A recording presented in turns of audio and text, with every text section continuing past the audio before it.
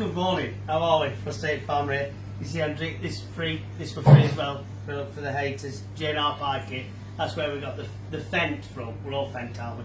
Anyway, enough about tractors. We're talking about the Great British Beef. So there's two sets of ribs of beef here, 4 ribs of 2 different animals.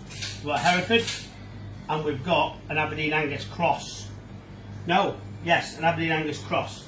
So we're going to look at them. What's the difference? Straight away we notice yellow fat, white fat. So that animal had more corn, had more barley. This has probably had more grass. Weight wise, your Hereford's at 144 a side with an R4L. E means it's an effer. Alright, there's your farmer at the top, that's its tag number. RB Elliott slaughtered it. Alright, so it's a non-religious slaughter, and that's the slaughter date, the 21st of October.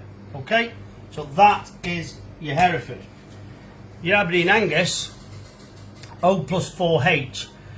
So if we start talking about grades, so EU ORP, we don't use the last E of Europe, right? E being the best conformation, sort of bigger, not necessarily the best, the bigger muscle mass, that sort of stuff. Your Belgian blues would get sort of E's.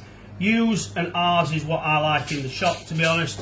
It's a good all-rounder. U's are a bit more than an all-rounder. And then your 4H is your fat level. So 4 is rather fat. You're going to get that with native breeds. H is a subcategory, heavy, whereas the Hereford is 4 light. So that's the tags.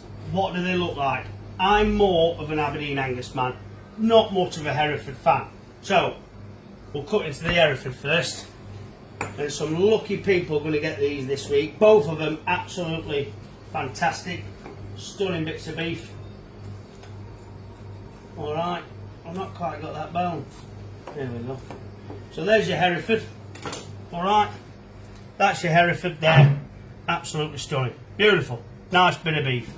Lovely bit of beef. Now your Angus. Now I'm hoping this is going to be something a bit extra special. Oh, no one's getting this week. I'm taking this home. There's your Aberdeen Angus. There's your Aberdeen Angus. Look at that. Absolutely perfect, if you ask me. That is how you want your ribs of beef to be. More grass fed, because the fat is yellow. Nothing wrong with feeding barley or wheat to these animals. This will have had some, because it's still got some white fat, but it'll have had some, it'll have a bit more grass, that's all. So the difference in the two, every animal's different. I can't say all Herefords are going to be like that and all Anguses are going to be like that. That's not the case. But on this instance, this is what it is, right? It's still very, very nice, beautiful British beef at its best. But that for me is in a league of its own. That's it.